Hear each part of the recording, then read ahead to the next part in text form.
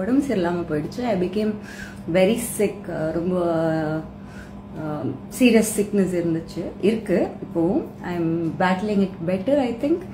So திடீர்னு எனக்கு ஏதாச்சும் ஆச்சுன்னா யாருக்கு தெரியும் அப்படிங்கிற ஒரு கொஸ்டின் வந்து it is been running on my mind.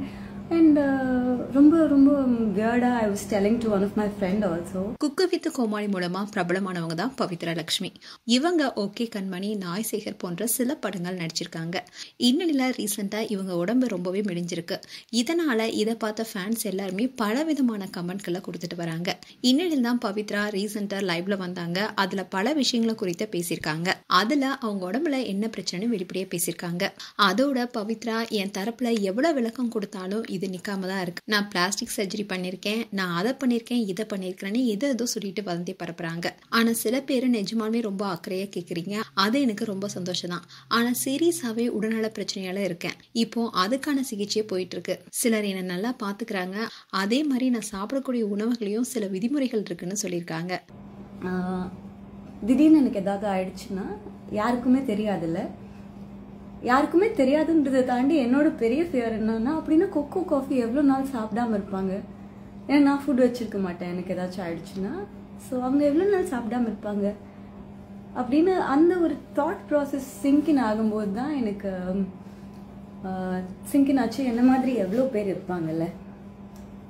In fact நான் வந்து என்ன மாதிரின்னு சொல்கிற அளவுக்கு நான் ஒரு பாவப்பட்ட நிலைமையிலலாம் இல்லைங்க.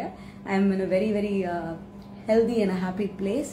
If not healthy, if not happy, I think I am in a very peaceful. I'm trying to get into a very peaceful place mentally.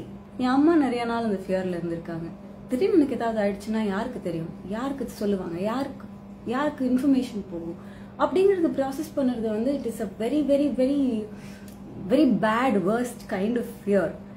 So அந்த ஒரு ஃபியரை நான் ப்ராசஸ் பண்ணும்போது தான் I think I came up with this. So I thought my poetry reading sessions shouldn't be just like ஒரு montage video ஒரு montage reel அதை வந்து ஷூட் பண்ணி அதுக்கு ஒரு பேக்ரவுண்ட் ஸ்கோர் போட்டு அதுக்கு அந்த மாதிரி மட்டும் இல்லாம I wanted it to make a change, make a change in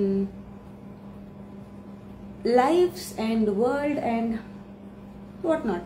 So அதை பத்தி யோசிச்சுட்டு இருந்தப்பதான் I came across this idea. மனுஷன் என்னைக்கு வேலிடிட்டியோட லைஃப்குள்ள வந்தான்னு நமக்கு தெரியல. நம்ம வந்து இன்னைக்கு மனுஷங்களையும் நடத்த ஆரம்பிச்சிட்டோம். 50-60 வயசுக்கு மேல இருக்கிற ஹியூமன் பீயிங்ஸை நம்ம கண்டுக்கிறது இல்லை. அவங்களுக்கு இருக்கிற விருப்பு வெறுப்புகள் நம்ம யோசிக்கிறது இல்லை. அவங்களுக்கு இருக்கிற ஆசாபாசங்கள் பத்தி நம்ம மனசுலயே இருக்கிறது இல்லை. ஸோ நான் யாரை பத்தி சொல்ல வரேன்னு உங்களுக்கு தெரிஞ்சிருக்கும். எல்டர்ஸ். ஒரு வயசானதுக்கு அப்புறம் அப்பா அம்மாக்குன்னு தனியா ஒரு வீடு கொடுத்துட்றாங்க. அந்த வீட்டுல வந்து ஒரு நர்ஸ் இருக்காங்க, இல்ல ஒரு மெய்டு இருக்காங்க, எல்லாருமே இருக்காங்க. ஆனா இவங்க அவங்கள போய் மீட் பண்ணுறது ரொம்ப கம்மி. யாரு முடிவு பண்ணது இவங்களுக்கெல்லாம் வந்து வேலிடிட்டி இவ்வளோதான், வேலிடேஷன் பாயிண்ட் இவ்வளோ நாள் வரைக்கும் தான், இந்த வயசு வரைக்கும் தான்?